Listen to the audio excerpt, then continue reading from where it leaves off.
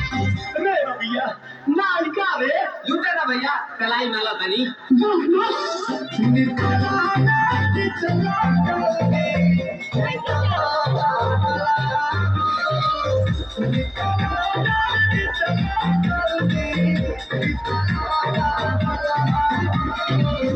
मिले खाती आइल तो हो